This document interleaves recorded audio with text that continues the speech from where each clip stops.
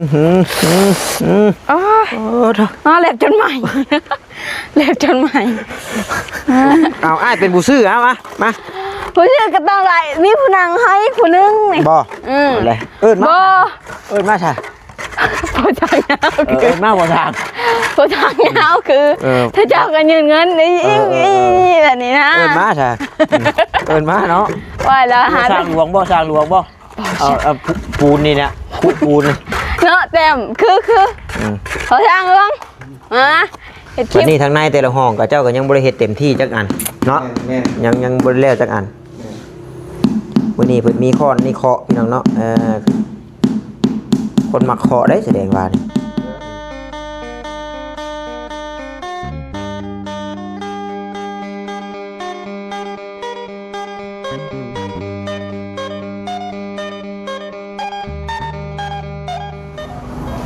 เฮ็ดยังนั่นฮะฮะรักเปิดทุกเนาะเจ้าคือเป็นคนเดี๋ยวนี้เนาะมากินกันได้3,000บ่เพราะแรกก็3,000เงินเหลือชื่อกันไข่มาม่าปลากระป๋องนี่แหละบ่แม่นเงินอ้ายดอกหน่อยสิว่าคือใจดีแท้ว่าซั่นเอาสบายดีบายเด้อสบายดีตรงนี้สบายดีแบบเป็นภาษาอังกฤษอยู่เอาเป็นภาษาอังกฤษเลยเป็นภาษาอังกฤษจากแล้วท่านที่ให้ทักทายสบายดีแบบเป็นภาษาอังกฤษวะภาษาแบบได้ภาษาอังกฤษสบายดี Good morning Good morning กับ Good morning ใช่บัดนี้ภาษาฝรั่งดิภาษาฝรั่งดิภาษาฝรั่งมาดิฮะอะไรบอกจะดีอีไหนก็คือได้ยินเราบอกว่า hello เราบอกhello แบบนี้ hello ภาษาฝรั่งโมเมนต์บอกบุ้งซุ้งจักผู้หนึ่งว่า thank you ผู้หนึ่งว่า hello พี่น้องเนาะ hello สบายดีเนาะ ผู้หนึ่งว่า good morning ภาษาฝรั่งโมเมนต์บุ้งซุ้งเบิกโอ้ถึงมากระดังไฟไปแล้วก่อนเนาะแนวมันแหละ2 4 6 8ยำมาสันสมบ่ตัวนี้รสสมบ่สมอยู่สมเนาะมีหุบนาวเนาะสมคนละแบบเลยบ่สมตัวหนึ่งมันจะเป็นอันนี้ท้องสมออกมาใหม่แล้วอันหนึ่งอ่ะท้องตะกอนค่ะมันจะเป็นสีส้มท้องตัวหนึ่ง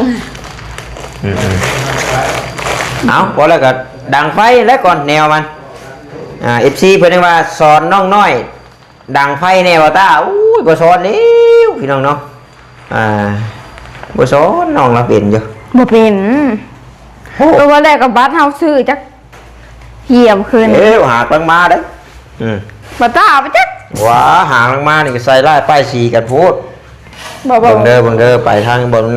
แน่นเด้อหน่อยว่าภาษาอังกฤษบ่ดีแกบ่แม่นดอกภาษาอังกฤษบ่ดีบ่เดี๋ยวภาษาเอาไปก่อนเดี๋ยว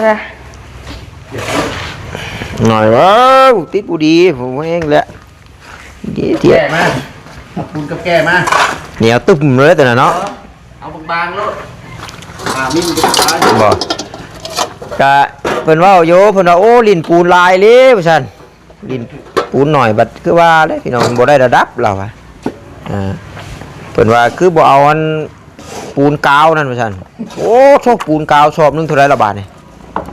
ตัวนี้ปูนกาวทำนั้นบ่พี่น้องเนาะถ้าว่ามันได้ระดับมันก็สิบ่เปลืองปานใดจากที่พอสร้างเราว่าแล้วพี่น้องเนาะสร้างเพิ่นว่าจังไดก็ว่าจังซั่นแหละแต่ใช้สถานเนาะมื้อหน้าเดี๋ยวชื่ออันสอบใหม่มาดังให้เบิดก่อนโมเมนต์ว่ามันนี่ได้พี่น้องมันทานเฮาซุ่มน่ะคือผลบ่ตกนะถอกตากให้อยู่พี่น้องเนาะจังใดก็ขอกราบทักทายสบายดีเด้อพี่น้องเด้อเนาะ FC กันเบิดสู่คนพี่น้องเอ้ยปล่อยทางฝั่งลาวฝั่งไทยหรือว่าทางต่างประเทศนำกันยินดีต้อนรับเข้าสู่ช่องของบาตาบ้านเฮาคือเก่าเนาะพี่น้องเนาะทาง ซ่องแม่น้องมินนี่ก็ถือว่าเบยลงโดนดอกแหละพี่น้องเนาะเพิ่นก็เคยถ่ายคลิปน้องน้อยไว้อยู่ดอกตั้งแต่ข้าวเขาปลาไปหาเก็บเฮ็ดเก็บหยังบ่ได้ลงพี่น้องเนาะมันบ่พอสิได้ลงพี่น้องเนาะทางแม่น้องมินนี่แล้วก็บ่มีโทรศัพท์สินะโทรศัพท์แบบมันเครื่องเดียวกับที่บ่ต้าถ่ายคลิปสิมันยากเวลาตัดคลิปยากเวลากันลงสินะแต่ว่ามีเป็นเครื่องของไฟของมันมันก็สิง่ายอยู่สิสอนเพิ่นตัด เครื่องมาแล้วนะบอกตา โอ้ยเอาน้ำมันล้างให้มันรอดก่อนจังเว้าพื้นอันนี้ มันเปียกอะไรเลย ถอกรถน้อยมาพี่น้อยแต่ว่าตัวอยากถอกตากเลยนะไปถอกอันใช้อันว่าพานั่นของน้ำนะนั่น ผลตกแล้วจ้ะ เอาพุ่นโต๊ะกับไปเก็บเอาไปเลย ผลสิตกเลย เอาใช่ เด้ลมมาแล้วโห ไปบริวารดิแล้วมันจิตตก ยังเก็บบ่ทัน คือทางไอรีแล้วก็ยังไปเคสใหม่มือนี่พี่น้องเนาะผลได้ขึ้นมาบ่พุ่นนี่ ก็ถ้าว่ามันบ่คำแล้วก็อาจจะขึ้นมาเห็น FC เพิ่นเม่นโยบาลีคือบ่คอยขึ้นมานี่ก็จักสิว่าจังใดพี่น้องเอ้ยเนาะอ้ายแล้วก็มีหลายทางไปนะ เวียกงานหลาย ผู้ขอ เนาะ ความช่วยเหลือกับหลายนะพี่น้องเนาะ แม่นเลย หลายทางไป คือทางบอต้าเองก็ มานี่แหละ เนาะถ้าว่ามีเวียกไปอ้ายก็ไปคือกันแต่ว่านี่มันบ่ทันมีเวียกไปเด้ครับทีแรกพี่น้องเนาะถ้าว่าไปน้ำทางเดียวกันเบิดมันแบบบ่มีผู้ขึ้นมาทายอัปเดตยังให้พ่อแม่พี่น้อง FC ได้เบิ่งเพิ่นจะถามหาอีกคือยังบ่วิดกรรมเวรกรรมยังจองกันอยู่เด้ แม่นบ่บ่วิดเวรวิดกรรม ยังแหว ปวดพูเนาะกำแห้งดิบ่ไหวเลยเนี่ยเฮ็ดที่ได้ไปหาตัดกำก่อน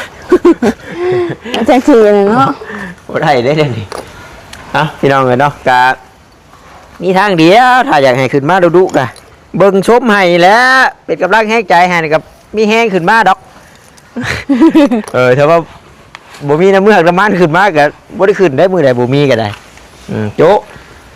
พอสาวเลยจ้ะบ่าวตาบ่ขึ้นมาบ่มีเจ้าเราบ่มีเงินเติมมันหรือวะ เห็นบ่ยังชามพันอีหลีได้ไอ้โจ๊ะเจ้านะแต่บัดยามมันช็อตมันก็ช็อตอีหลีได้พี่น้องเนาะ บ่ว่าแต่เจ้าเนาะคือกัน เบิดเขื่อนบ่จักอ่ะบ่มีจักควันอย่าบอกได้ยังชามพันอ้ายเอาให้เนี่ย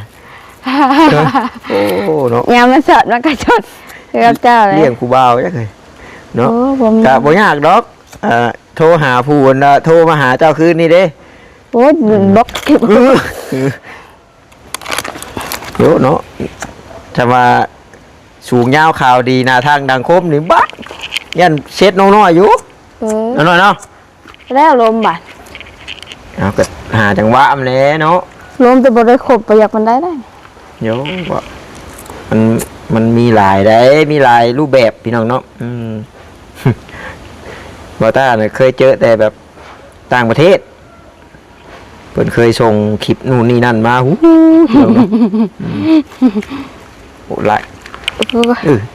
จับหูได้เพิ่นเราภายใหม่จับหูได้ มันได้ สีดังไฟเฮ็ดหยังบัดนี้เอา ต้องมีเด้อพ่อแม่พี่น้อง เอาลองว่าเอาแล้ว หิวข้าวเด้อ หิวข้าว ต้มสุบ่สร้างนี่พอแล้วก็น้องน้อยแล้วก็ถ้าอยากก็กินน้ำกัน โอ้ระดับอ้ายพร้อมได้ โอ้ เนาะยันว่าบ่เอาชื่อบ่ได้เด้ บาต้าพร้อม หิวกัน ต้องมีเดี๋ยวมีก็กินแล้วบ่มีก็จำแจวไปก่อนเด้ แม่เจ้ามันออกมาบ่มัน ไปเล่นงวดแทนพอแล้วว่าอะไรเจ็บตีนว่ะ โอ้เนาะเบ่งลึงอยู่ ไปบ่ได้แล้วยอมได้หรอ น้ำโมเมนต์น้ำคันเลยพี่น้องน้ำคัน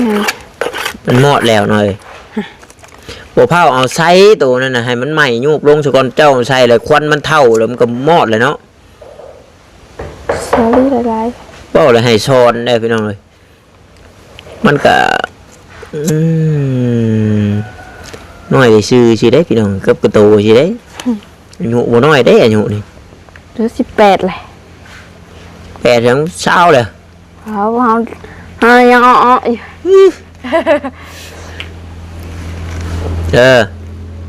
ไปแดกลง บ่แล้วมันสิหยาดย่อยลงเองดอกทางปีปากมันก็ปีนไปทางลมมาเลยเบิ่งสิ สินานได้กินได้เบิ่งคักนี่มัน2 โมงเลยนี่ 2 โมง จะพานี่นะลมมันเท่านี่นะก่อน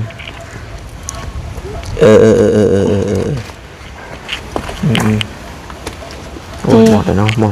งั้น ปรับหมดโหหายดิ บ่เหมาะได้บ่บ่เหมาะดิ เอา บ่ได้ครับที่ชอบไฟมัน ลมเนาะ หัว ติดสิหูใช่บ่น่ะ ฮะ ติดสิหูใช่บ่ กี่ชั่วโมง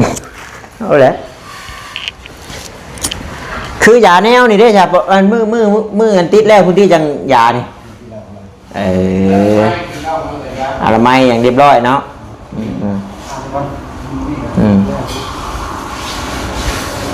น้อยติดก็ได้ดอกยาแนวน้อยเป็นอยู่ติ โอ้จิ๊บๆซั่นน่ะ จิบแต่ว่าเฮ็ดรีบ่เป็นจักอย่างคือจะกินแกงหน่อไม้แต่เพิ่นบ่หามานี่ เอาหาต้ม จำเจ้ามีหน่อไม้อ้ายจังสิชื่อมาของชุดแกงมัน เฮาไป คะแนนประสานงานกันก่อนได้ เฮาไปหาฉันจนเต็มกระตาแล้วมาเฮาก็ต้มมันนี่ดิหาคิดอยู่พวกกระเซ็ดบอกว่าตานี่กัน อ้าวถ้าว่ามาจังเว้ากับบ่มีคือเก่าได้อย่าหนอกอย่านางกับพี่น้องสมมุติว่ามื้อนี้นี่เฮาสิหาหน่อไม้ไปแกงเด้อชื่อเครื่องแกงมันต้องแน่นั่นได้มีโทรศัพท์เลย ต้องประสาน ต้องรายงานได้ และมือซูนละบาท ได้ก็ได้บ่ช้อนดอกเฮ็ดเองเด้อ เด้อแล้วล้มแล้วบ่ตาเอ้ย ล้มก็ขังแล้วใหญ่แหละเนาะสร้างเอาแท้ โอ้โห เบิ่งพี่น้องเจ้าว่าได้แล้วจักบันทึกคลิปไว้ได้ อ้า โอ้เถอะ แหลบจนใหม่แหลบจนใหม่โอ้แหลบจนใหม่ฮะ สวยเลย ขิวเนาะเหล็บ มันยังติดหน้านะโอ้ยเดี๋ยวเอามือลูบปั๊บแล้วนะ ก็ใหม่เหล็บเขาแล้วดูน้ำมันพู มันเปียก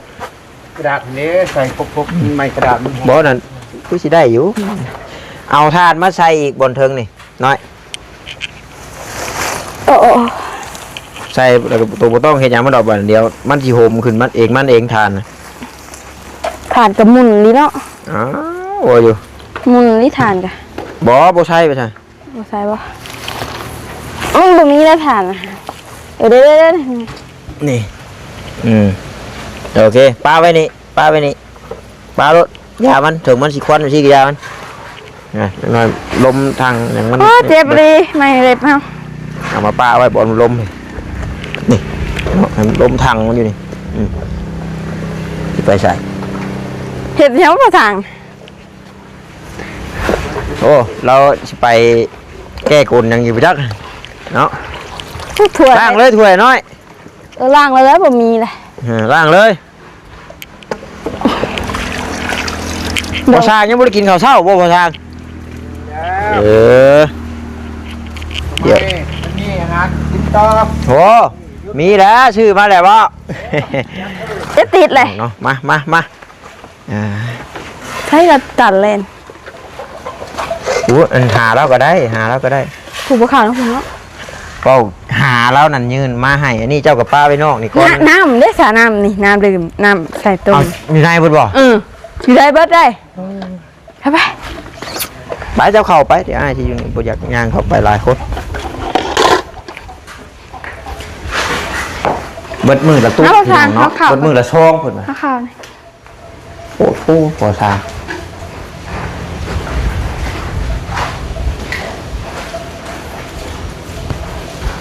สิได้น่ะสอบหนึ่งมันสิได้เท่าไรเนาะเดี๋ยวบ่ได้ระดับเนาะคูณใส่เนาะเนาะอยู่โฟอยู่โอ้ใจสอบคูณบ่โอเคดีเก็บรายละเอียดแรงเนาะ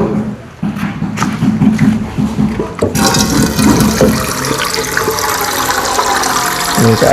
มีแต่ทั้งนอกแข็งแล้วก็เก็บออกไปไว้หามเตียงออกไปในใจนี่หามออกไปนอกเลยหลีก็ได้เนี่ย ออกไปผึ่งเนาะ เอา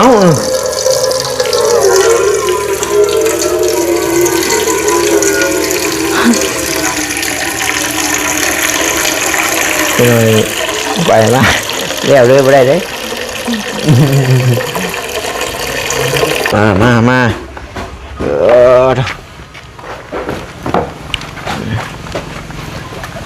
พี่น้องเนาะจะมีกินแต่มันอยากกินเอาได้จะมีกิน ยังมีก็กินแล้วน้องไหวอดกระโยมเป็น ตั้งให้มันเที่ยงไงเด้อตั้งให้มันเที่ยงในเตานะมึงงับเด้ขวบบ่ได้เด้ก่อสร้างเห็ดบ่ได้เด้มือเราสั่นได้เราหิวข้าวแห้งน้องทางเนาะ แม่นบ่สั่ง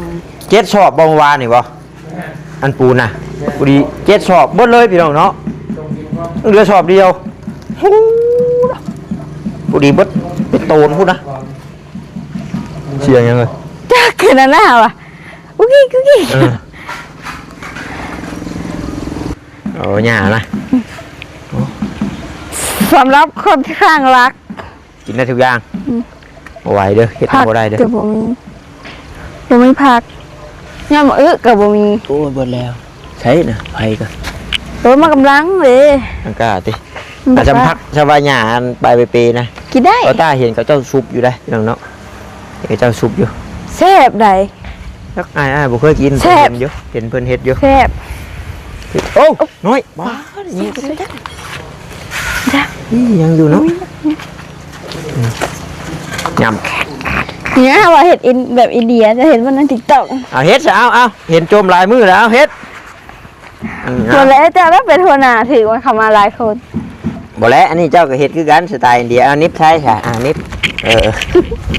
หลายช้อนเลยหลายช้อนอยู่ที่เนาะดูเด้อ2ช้อนเลยมันบ่ทะลุออกมาอยู่ที่กินมันก็ได้ โนกล้าเลยฮะแล้วก็เห็ดข้าวแต้มดำแล้วเห็ดข้าวล้นเอาแค่สดเงยมาหลังจากก็ซื้อน้ำแดงอ่ะ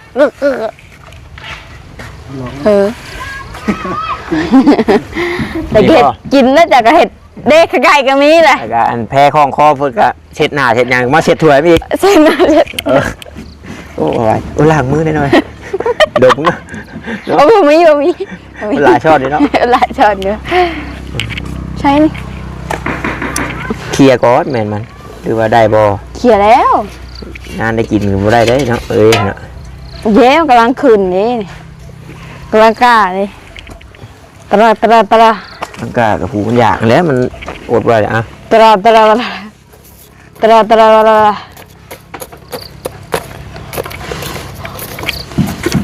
คนใจฮ้อนกว่าไฟเพียงเนาะมันยามอยากเลยหิว ยังอยากหิวจะคิดว่า บอกง่ายฟังง่ายไอ้หรอวะ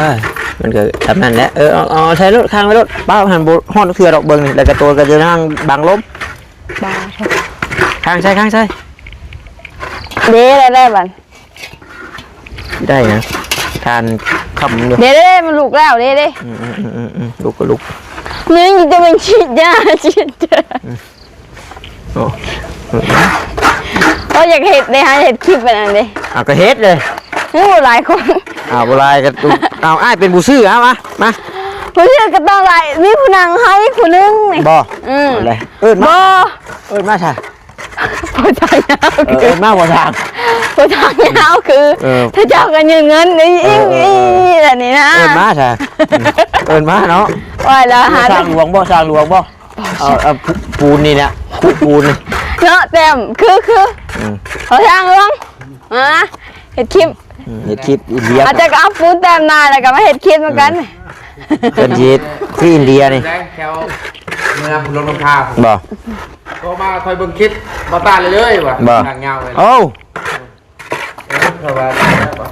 ติดตามดูกระทงคลิป เขาอยากเห็ดอยู่ได้ค่ากายเขาก็มีนะบ้าน มีแหละ จากหน่วยหนึ่งช่องหน่วย ขัวใส่น้ำแดงได้เพิ่นเฮ็ดกะ กินพร้อมได้อันว่าจ้างยืนนำเงินได้จากไอ้นี่นะบ่เห็นละหัวจะมาคืนฮะ นี่บ่ ฮะ บ่เห็ดปิงนี่ บ่เลยบ่เห็ดเป็นนี่นะเห็ดแบบของอินเดียน่ะแล้วก็จานเขาใช้น้ำแดงแล้วก็ขล้น กล้ากินอยู่บ่ล่ะสร้างยาวก็น้ำแดง ก็น้ำแดงนั่นแหละน้ำอันนั้นอารมณ์ค่ะ แท้จริงน้ำแดงนี่เฮาก็กินอยู่แล้วสินะบ่มาขั่วใช้มีแบบเป็นหยังคือว่าเป็นอันบ่คืออยากแท้จริงมันก็บ่ได้เปื้อนเด้แต่เฮากินเฮาก็ยังกินนะ นี่แหละ แต่ว่าเรื่องมันเบื่อบ่ เบื่อแล้ว บ่เบื่อบ่ แล้วก็เจ้าก็เห็ด อืม ว่าอยากเห็ดคลิปนี่ดิฮะ เอาอันคลิปหน้าก่อนนะคลิปหน้าก่อน เบื่อแล้วเบื่อหลายคน มักเบิ่งคลิปน้อยให้บ่เบิ่งกันยังคือจะให้เลยนะบ่เบ็ดชก ได้เนาะ แต่ก็รีบแกรถติ๊กติ๊กติ๊กติ๊กติ๊กติ๊ก ไม่ได้ดอก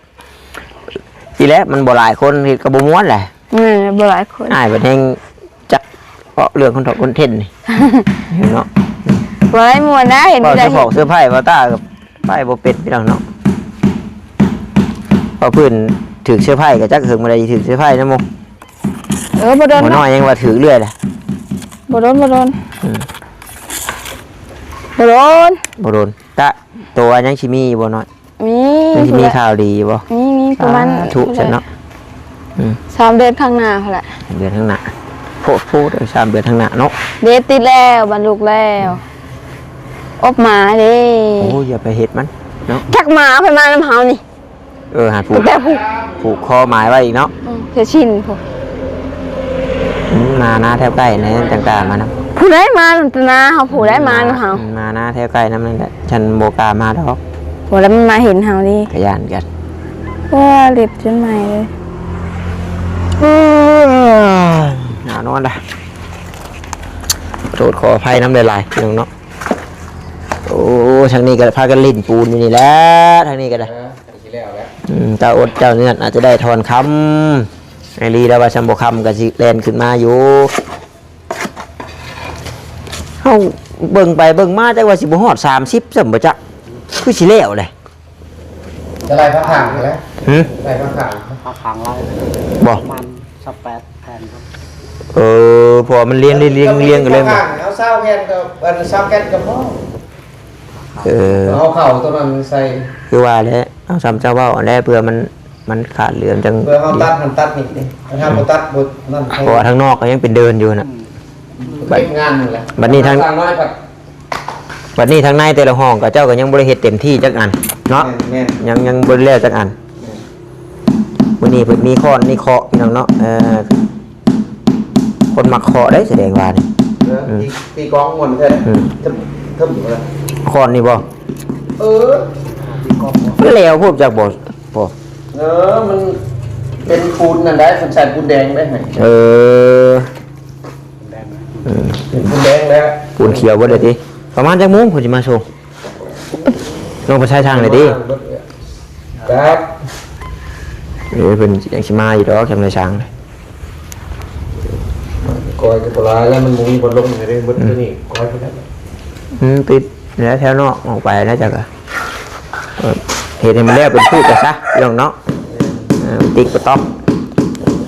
อย่างงานเก็บได้หมดได้เลย ชาเนาะ ใช่ได้งานเก็บ ต้องมีแนวตัดกระบอกกระเบื้องข้างในด้วยเนาะ สร้างแล้วจากมันมาจากมือใด ช่างแล้วนะจากกระเบื้องอะ สร้างแล้ว แนวขีด เรามันไม่ได้ตามใจเลยตัวห่างลูกมือก็อยู่มันก็แล้วแล้วต่าง ขีดแตกเลยเนาะรับเลยบ่อีเดียชื่อต้มมีนะ ฮะ ชื่อต้มมีโอ้เอาให้แซ่บ ว่ายไผ ๆเดี๋ยวมันก็คือแดงเป่าเท่านั้นแหละ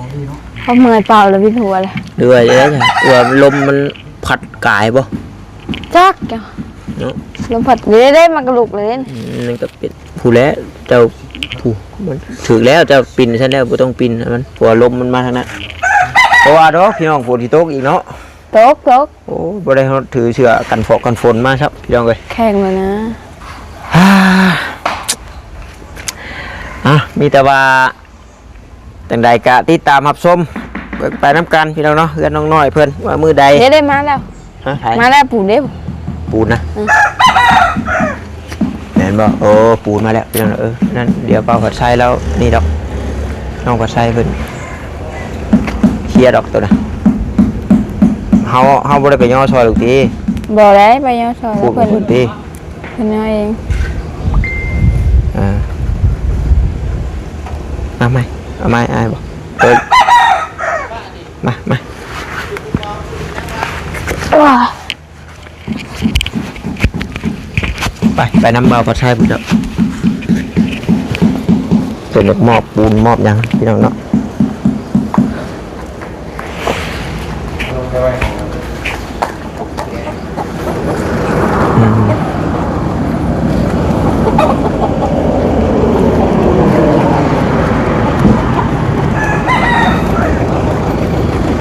พกอยู่หันบ่น้องเดี๋ยวนะ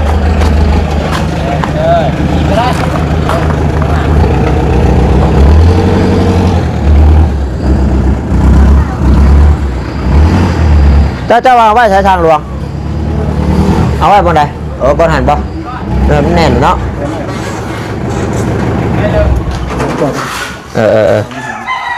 พี่เด้อเพิ่นว่าเอาไว้ในพี่เก่าแหละ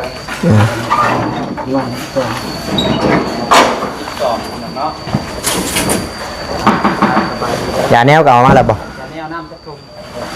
โอ้อย่าแนว2 ถุงไปสักพี่น้องเลยเนาะจังใดก็ทางบ่อต้าเองก็คือสิได้ขอตัวจบคลิปก่อนเนาะเดี๋ยวไปรับชมทางคลิปน้องผัดไส้เพิ่นพี่น้องเอ้ยเพิ่นเอาปูนมาส่งเนาะเพราะว่าคลิปนี้ก็เวลานาทีก็ยาวพอสมควรแล้วพี่น้องเอ้ยเนาะจังใดก็ขอมุกขอบใจหลายๆเด้อพี่น้องที่เข้ามาเบิ่งมาชมแล้วก็บ่กดข้ามโฆษณาเนาะพี่น้องเนาะเอาท้ายคลิปนี้ขอกล่าวเข้ามาสบายดีพี่น้องบ๊ายบาย